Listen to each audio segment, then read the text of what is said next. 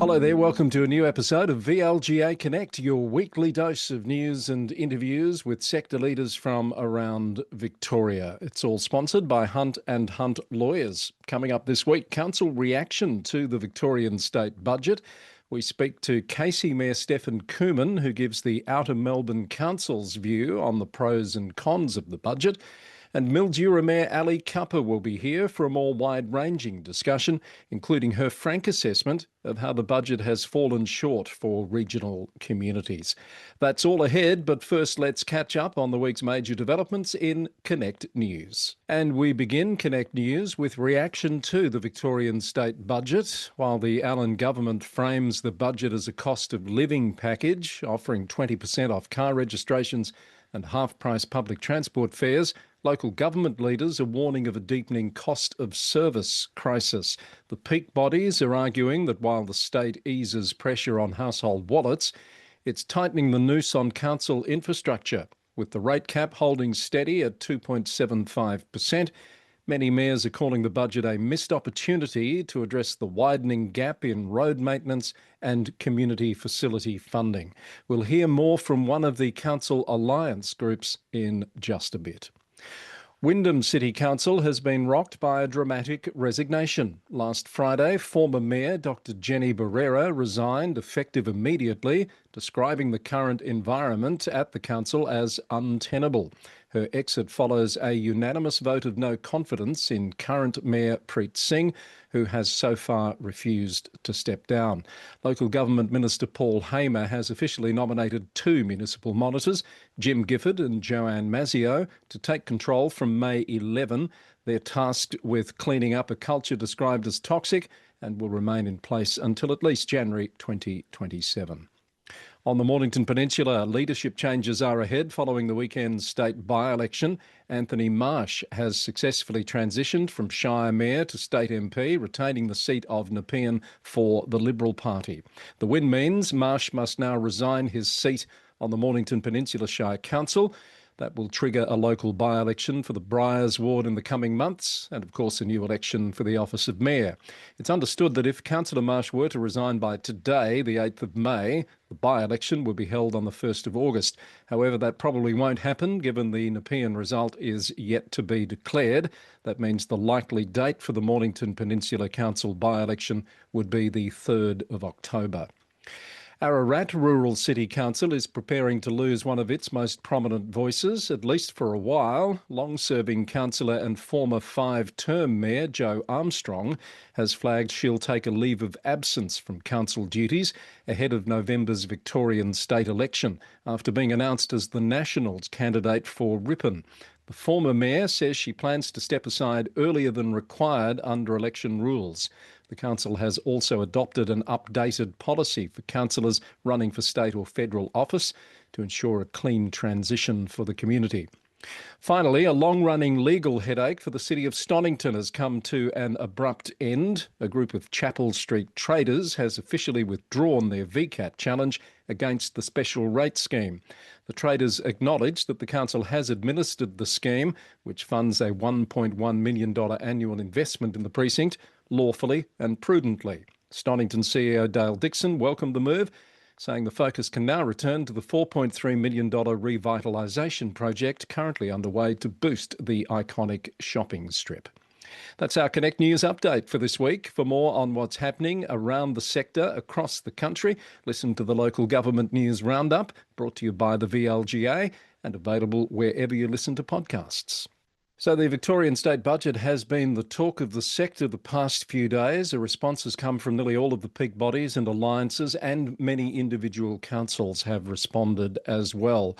For the view of one of those groups, we spoke to the chair of the Outer Melbourne Councils group, who happens also to be the Mayor of Casey, Councillor Stefan Koomen. Well, the Mayor of the City of Casey joins me now, Councillor Stefan Kuhman, on behalf of the Outer Melbourne Councils group. Mayor Koomen, good to have you back. How are you? Thanks, Chris. Good to be back on the show. Yeah, good to be here. Doing well. It's a busy time at the moment. Lots of budgets on every level of government. So, well, yes, of course, you've got your own budget, and that's pretty big, isn't it? It is, yeah. It's big and growing as we continue to grow. So it's been a good process for the councillor group coming back from out of administration, our second budget, and yeah, really enjoyed this one and putting our stamp on it. So yeah, been good at a local council level too. Yeah, good. Well done. So the state budget out this week, there's been lots of reaction. What's your headline response from an Outer Melbourne Councils group perspective? Yeah, so from an Outer Melbourne Councils group perspective, so we represent 9 local governments in the outer ring of metropolitan Melbourne. So we cover nearly 2 million residents, and we're similar in the sense that we're growing and we have those same challenges. And I think, there was some positive comments and some positive news that we saw come out around some of our advocacy asks. So I think speaking to those first, so there was some really good announcements around buses. So there was a $105 million investment, which we'd been advocating for at both our council, but across a number of the growth areas to expand routes and increase service hours. So that was probably the big win from a transport perspective. And then we saw, as I think most councils did, projects that were selected for funding at different levels, which were good to see, and a lot of them were much needed. But I think the challenge that we face as a growth alliance is that we didn't see that structural changes that we've been pushing for. So programs that will help fund some of that major social infrastructure that our residents are really calling for and the demand is there for. And probably primarily that focus for us was around trying to get the Growing Suburbs Fund back in the government's program. We haven't seen that at this budget, it's disappointing, but we'll continue to advocate for that. Yeah, just on that Growing Suburbs Fund, which has been gone now for a little while, what was it providing to the growth councils that can't easily be replaced by councils themselves? Yeah, so it was co-funding projects in our growing areas that councils councils within the growth areas. So those 9 councils or so could put in applications to quite a large program. Started at about $50 million a year, where we could apply and get co-funding. So for every dollar that the state would put in, about $1.50 would be matched by the local council, and that would deliver things like community halls, sporting reserves, and lots of other projects that we need as we continue to grow out. Yeah, and pools and libraries have been described as the canary in the coal mine for growth councils. Is that what you mean when you talk about social infrastructure? Yeah, absolutely. So the social infrastructure, they're the big ticket items that they cost a lot, and we know our growing areas need them, and we need that co-funding, be it from state or federal government.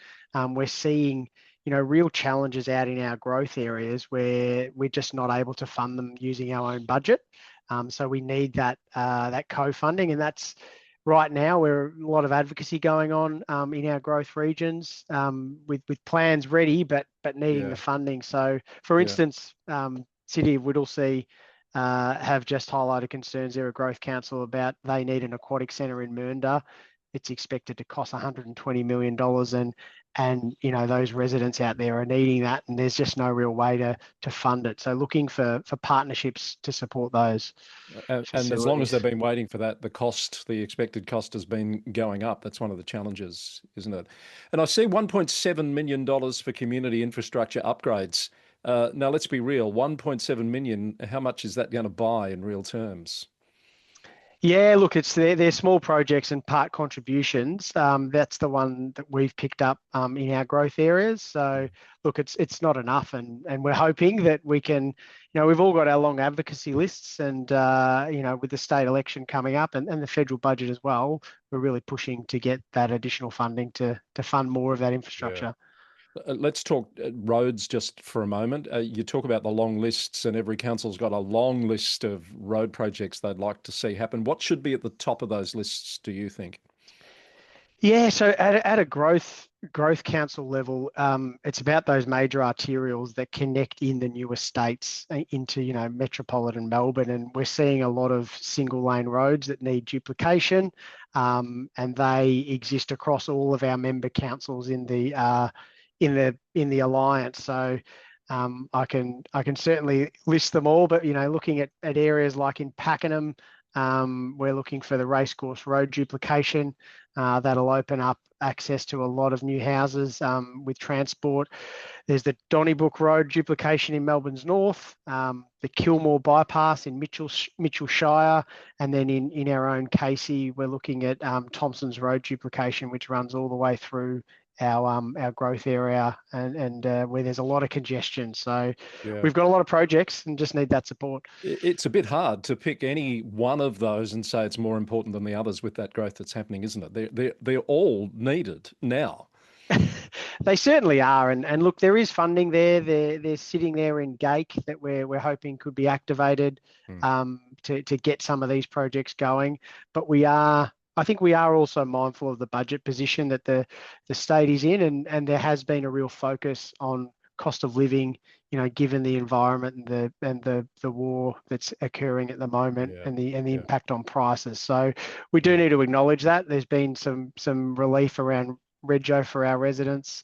Also the half price transport, public transport through to the end of the year has been well received and will go a long way for the budgets of our residents. Yeah. Just for those who might not know, you mentioned GAKE there. That's Growth Areas Infrastructure Contributions, a bit of acronym talk.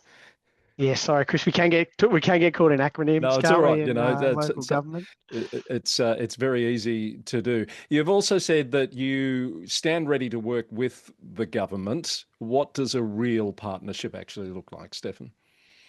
Yeah, it's that co-funding model arrangement, and that's where things like the Growing Suburbs Fund, it sat there and it allowed councils to plan, to have their projects, put them in. They would be tested for priority, and then they'd get funding. And we knew that funding was there. Now we're really waiting on an announcement or a budget line item to fund that, and that's what will then give us certainty. So we'd love to see those programs reinstated, but also a broader discussion around the arterial roads. I think that's probably the biggest one for our communities. So what do you want to hear the government and the opposition say in the lead up to the state election, a rare year where you get sort of two chances to push these advocacy priorities? What could they say to you that would convince you they're taking the Outer Melbourne challenges seriously? Yeah, look, I think it's about the acknowledgement that that's where the population growth really is, and that's where the greatest need is. And I think it shows up when you look at the congestion levels that are occurring. And our council, so our 9 councils we've absorbed almost half of Victoria's population growth over the last decade. So it is real, and the challenges are there. So it's about acknowledging that and then working with us and through the department to identify those key projects and just get on and fund them. Thanks so much for your time and for your initial reactions to that budget. There's a lot of detail always in these budget documents, and of course there'll be more said, I'm sure, in the days ahead. But we do appreciate you coming on VLGA Connect this week. Thanks, Chris. Good to be on. So from the Outer Melbourne group to the upper northwest of the state, we've been wanting to talk with my next guest for a while. Great to have Councillor Ali Kappa joining us this week. Ali's a former state MP, of course, and currently serving as the Mayor of Mildura City Council. And Councillor Ali Kappa joins me now from Mildura. Great to have you on VLGA Connect. Welcome. Thank you so much for having me, Chris. And good to see you. I saw you in person a couple of months ago now at the Fast Track event on incivility. You seem to be really lapping up the discussion and all the various potential solutions to that issue that day. Yeah. Oh yeah, look, it was just such a great topic, and you could just sort of see from the attendance, just how it resonated with so many councillors. Since COVID, there has been this real wave, I think, of cynicism about government, and cynicism is maybe even the lighter term, like almost contempt. This sort of erosion of people's trust and faith and confidence in government as an institution. And I think unfairly, I think that, scrutiny is important and we will want to be scrutinised, that's fine, but almost to the point where there is an irrationality to it and something really kind of deeply dangerous. office. And so, I think proactive risk management is really important. I think that's important for protecting, elected representatives and senior staff, but also to encourage others to step up to elected office, because it's such a wonderful thing, and we don't want people to be scared off. So, as the mayor of a female majority council, I have to say one of the few in the state, I think it's about 20, so it's still a minority. Do you bring a different lens to this issue and the way you manage risk? Look, I think so. I saw recently, it was like a study that had been done where they were able to essentially have women and men look at sort of a tunnel. It was like a public space, and it was dark, and they were sort of looking down sort of like a tunnel, and they actually did some mapping of the where the men and the women, if there were patterns in terms of their lines of sight, or where, and it was just so interesting because the men were kind of mainly just sort of looking on where they were going to walk, whereas the women, it was like peripheral vision. They were just looking everywhere, because of the way, I guess, number one, perhaps there's a certain wiring thing, but number two, just because of social realities. We are taught from when we're very, very little to be so hyper vigilant about our safety, and so absolutely that comes through. And it's been really interesting being on our audit and risk committee, really identifying that councillors aren't employees. So there are sort of some gaps in terms of that OH&S and that safety lens. So really kind of working on that to make sure that our councillors, given there's a heightened sense of vulnerability because of, being women, that it needs to be a stronger focus. Is that why you moved your council meetings from being in the evening to being during the daytime? It was certainly a factor, absolutely. So, I'm sort of in the interesting position where, back a while ago, I brought in a portfolio for gender equity, and then more recently a portfolio for financial sustainability. And so there were those two reasons why we changed our council meeting time. Number one, because it's cheaper to run a council meeting when you don't have everyone after hours and all of the things that involves. But also, of course, because it does improve that safety, because, you don't have sort of women and female councillors after they may have had to make a tough decision in the chamber, potentially with people who have been hostile in the gallery, then having to walk into the dark to go to their cars, So, it was certainly a significant factor in that decision. How have you balanced that against, I'm sure there's people in the community say, well, that's just then removed the opportunity for me to come along and be part of that process? Yeah, well, look, you can't keep everyone happy all the time, Chris. So, as it was raised actually by one of our female councillors, she said, look, it might be the case that for some people, if they're shift workers or if they're mums, for example, who the child might be in childcare until 5 o'clock, and that's after 5 o'clock that rules them out. So during the day is easier. And in addition to that, technology allows us to open other avenues to participation anyway, especially with the live streaming and the recording of our council meetings. So that's always an option. We encourage people to do that. One of the other things that's been good in terms of broadening the access to democracy is that it's meant that our media teams are coming back, our media as in, our local paper, our local radio, they're actually physically coming back into the chamber, which wasn't a thing for a while. So that's kind of nice too, because that sort of helps them to get, more of a feel for what's going on. Probably the quality of their reporting improves. People can then read those stories and get a greater sense of what's happening in their local government. So, I think, it swings and roundabouts. Yeah, exactly what I was going to say. And I remember in my very first job, which was in a television station, the program manager telling me very early on, stuck with me forever, you can't please all of the people all of the time. You can't. And that was about programming, TV shows and people complaining about what wasn't. That's right. So the state budget handed down this week. I know you're part of the Regional Cities Victoria group, which has had a bit to say. What's your immediate reaction to the budget? We were pissed off. Right. Don't hold back. No. That's Chris. So, look, we, I'll talk with a general regional lens first. Like the regions need more resources, on so many different levels. Like we are, structurally disadvantaged in terms of cost pressures. We have, generally speaking, and on a sliding scale, we have fewer people to share the rate burden, right? So therefore, that's a natural pressure that pushes those costs up. In addition to that, we just we have massive road networks to maintain. So, and I might, I think this is roughly what the scale is.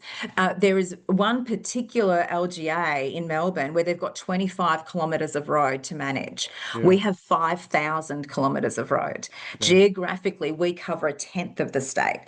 So we need assistance to be able to manage that massive infrastructure burden without loading up our ratepayers to a point that is absolutely unsustainable and exceeds their capacity to pay. So just on that alone, just on the news about the regional roads funding, Regional Cities Victoria, we remember, was asking for a $2 billion roads fund. We need that, but we got instead $1 billion, which is barely more than what was already being committed, and it's not enough. Having said that, we've had a few wins. We actually ran a little bit of an education campaign with our community. We were getting a whole heap of flack because of roads that were in terrible shape. We wanted to firstly explain to our community that some of those roads aren't ours. They're state roads. Yep. We also wanted to remind our community that there are things that we can do together to try and increase the chances of getting funding. And so we did a call out. We wanted the community to start sort of, putting in their feedback to Vic Roads. And recently 7th Street, we know we got the funding for that. So amazing. Right. So we've had a couple of little piecemeal wins. But again, it is nowhere near where it needs to be. Yeah, you've got to celebrate the wins, but keep an eye on the bigger picture, don't you? That's right. Have you been doing what some councils have been doing, like publishing on your website which are state roads, which are council roads, so people are more clear on whose responsibility is what? Yeah, well, that's thanks for the tip there, Chris. Yeah. It's actually a good idea. I don't think it's on our website, but what we did is we did a little video which did really well, which was myself and Daryl Morgan, who's our general manager for assets and infrastructure. I had put a call out on Facebook, and I said something along the lines of like, what's the worst road? What's the worst road in Mildura? If you put a post like that on Facebook in Mildura, you will get a response. Right? Yes. And even anywhere else, I would suggest outside of the metro areas too. Exactly. So we got 400 responses, which was interesting because when we'd done sort of a more traditional roads consultation, I think we've got one person to attend. So we got, just by using humble old Facebook, 400 responses. We then compiled a list of the top 10 shit roads in Mildura, or the worst roads in Mildura, as voted for by the public.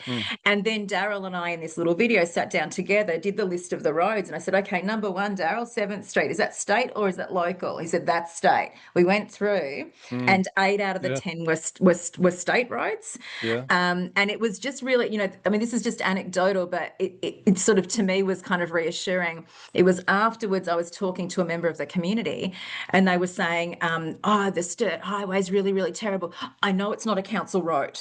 Right. Yeah. Okay. So that's getting through. That's right. Exactly. You probably feel like you're poking the bear a bit when you're doing that. Once upon a time, you would never do that. But with the way cost shifting has gone, I know you've done some work on that as well. Have you quantified exactly what the cost shifting costs you? The cost shifting is massive. So I would want to double check exactly what the figure is. But in terms of, things like libraries, once upon a time, there was, I think it was in the vicinity of half and half. And now it's like in the vicinity of the state contributes like 16%, 20% or whatever. Right. It's just, it is mind-blowingly unfair. you know, we can attempt to diversify our income streams. But again, like, what are we going to do? Raise fees and charges on a community that's already maxed out by rates? You know, raise rates even further when we've got like farmers who will show me their rate notices over 5 years and show that there has been like a, you know, 75% jump in what they're being charged. Like, it is just, we are at a point where we don't want to be, you know, at loggerheads with the state government. But we are having to communicate our desperation. You know, there is only so much we can do. And the way I explain it to our community is, it's like, you know, when they are saying, why aren't you bringing down rates? You know, the first thing I say is, hey, I'm a politician. I want you to like me. If it was easy to do, I would do that. And the way I explain it, the challenges is, it's like, you know, it's like council and our financial sustainability is like a boat, right?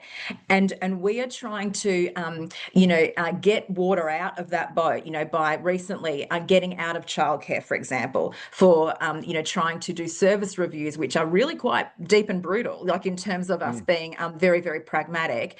But as we're doing that to try and keep that boat afloat, the state, through cost shifting, is tipping more water in. You know, so for every initiative we make to try and relieve that pressure on our community, that is being undermined through cost shifting. You know, through that erosion over time of the federal assistance grants. You know, they should be pegged at 1 or 1.5% of Australian tax revenue, but they're not. They've eroded and eroded over time, and continuing to be, and continuing to, and we are just overwhelmed. If I was to play devil's advocate, I'd throw some of your own words back at you. You've been an MP. You probably understand the challenges that are being faced with the state and its budget, and they might say to you, well, we can't please all of the people all of the time. It's very true. It doesn't stop us from fighting for our interests, though, you know. And so, you know, and it does get to a point where our community simply cannot afford to pay. You know, and I understand that there are other pressures. I mean, one of the things that I would probably throw back at the state government is that balance in all things at all times is important. And I think that there is a strong case to be made. And of course, I'm going to be very parochial about being a regional mayor for a moment here, that the big, almost like nation building transport projects in the city, really good. I get it that a capital city is important. It's important for it to be functional. It's important, you know, Melbourne is growing. When you see the population projections, you know, we need that capital city to be in good shape. But sometimes, if that's going to undermine and completely leave behind the regions, which are equally important but in a different way, then that's the definition of poor management. You know, balance is important. And I think that what we are seeing is the results of an imbalance, which has been a matter of political will that was entirely avoidable, and that we need a reset. Yeah. Can I say this mayoralty seems to fit you well? How do you think you would have, I guess having been an MP, what am I trying to say? Does that bring a different lens for you to this role and perhaps make you more effective? Well, it's interesting, you know, like, because this is my 9th year as a councillor, and I'd been deputy mayor 3 times, and I was always reluctant to be mayor because I just always thought I'm too much of a political animal. Yeah. You know, like, and that was before you were an MP? Well, yeah. So I was a councillor before I was an MP. So I was a councillor for 6 years before I was an MP. I left council because I was elected to state parliament. I was there in state parliament for 1 year, and then when I was booted out of state parliament, then I by 900 votes. Then that was when I then came back to council. And I've always said I love being a councillor. Absolutely love it. I've loved every minute of my council career. The only reason that I left council was because I was elected to state parliament. But I was a little bit worried about becoming, you know, making that transition to mayor, because certainly it's less of a political kind of a job, you know, or certainly that's kind of the way that the culture is in Mildura. At least it might be different in different municipalities. yeah, and I wasn't sure about like chairing meetings, things like the practical things. I wasn't sure if that was me, but certainly I've really enjoyed it, and I've taken to it a lot more than I thought I would. I wanted to embrace the challenge. I didn't want it to beat me. I'm the sort of person where it's like if I'm scared to do something, it's like that's why I've got to do it. I've got to overcome the fear, you know. So it's been good fun, and I've got a good team, which is great. Fantastic relationship with our CEO, who I've known for years and years and years. Sometimes we're frenemies, I call us. It's totally fine. That tension is good, and there's a great amount of trust between us, and we have a really great relationship. So yeah, it's been a joy. So we're having a live panel later this month on the transition from Mayor to MP. I believe you've agreed to be part of that. So I'm looking forward to more of those insights when we dig into that on the 29th of May. Details on the VLGA website. We could talk all day. I still have a list of things here, but we're not going to have time. So we're going to have to book a return visit if that's okay with you. Absolutely, Chris. Anytime.